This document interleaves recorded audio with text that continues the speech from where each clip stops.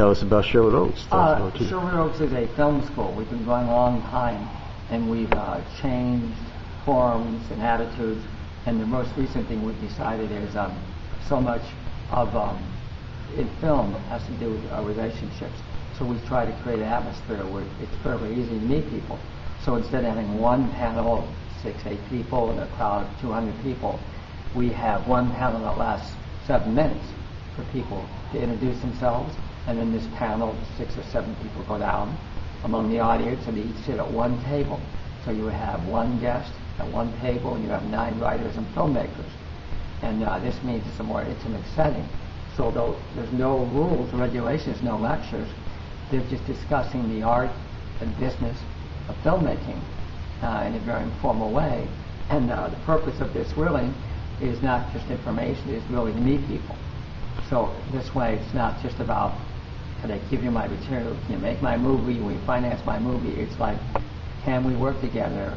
Is this guy someone I could work with?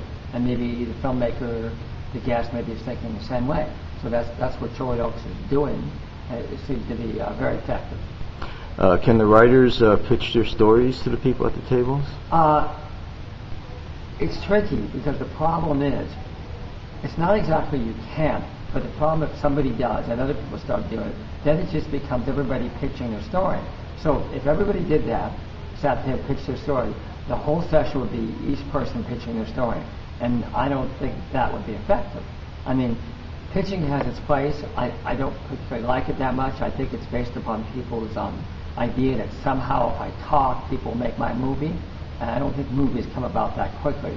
They take place over a period of a long, long time.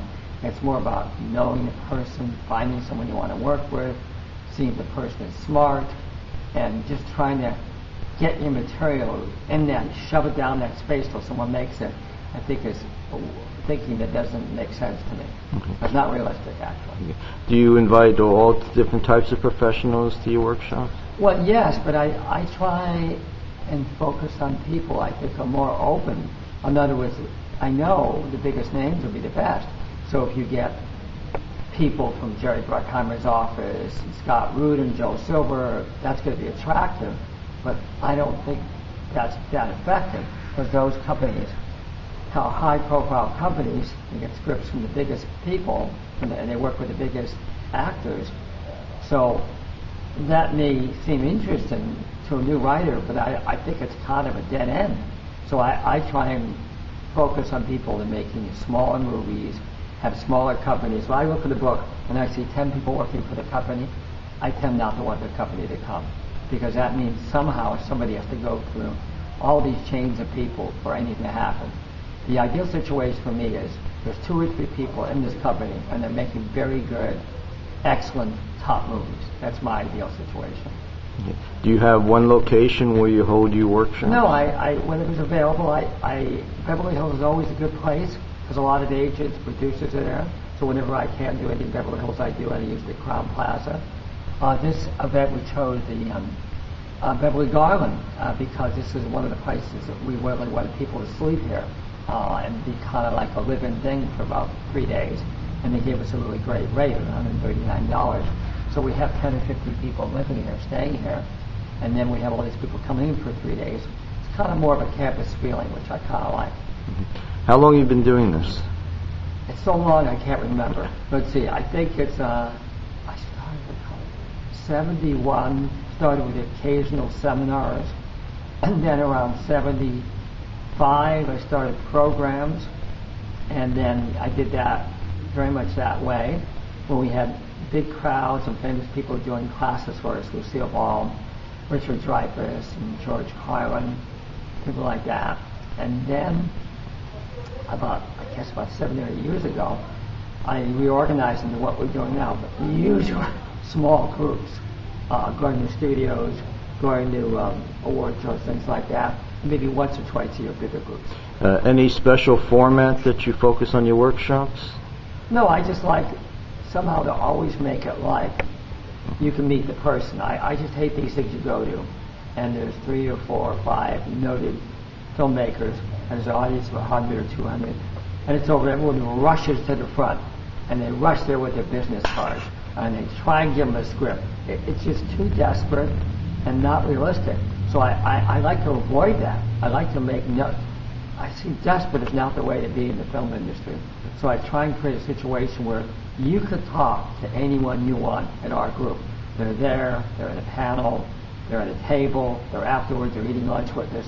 So that's what I try and do. Oh, so the writers can sit down and have lunch and dinners we have a lunch. with the Every talent? time we do any event, we always have a lunch, and we say, would you like to pay for our lunch? We charge what the hotel charges us, and every table will have a guest speaker. So that's what we do. So we'll have we always have a lunch.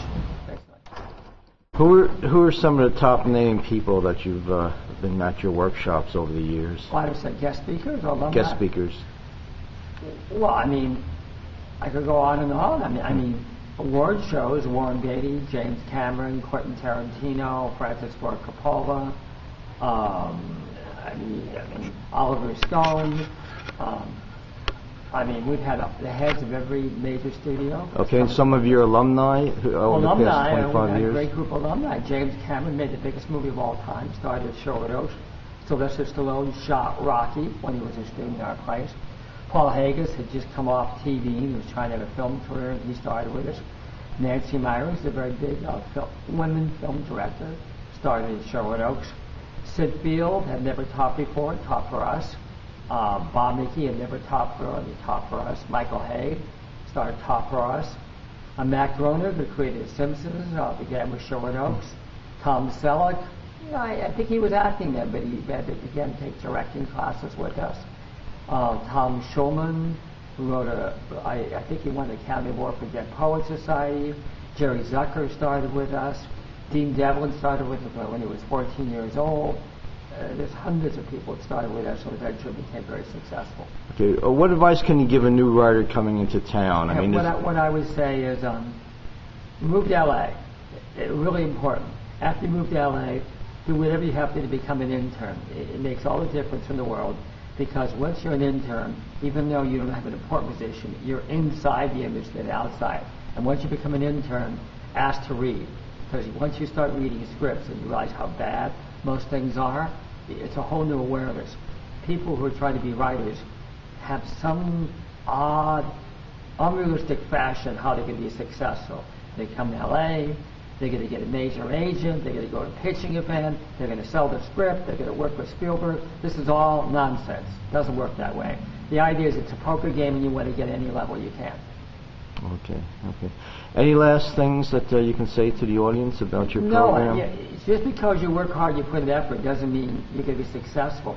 You have to figure out what the real game of Hollywood is. It's not what people think it is.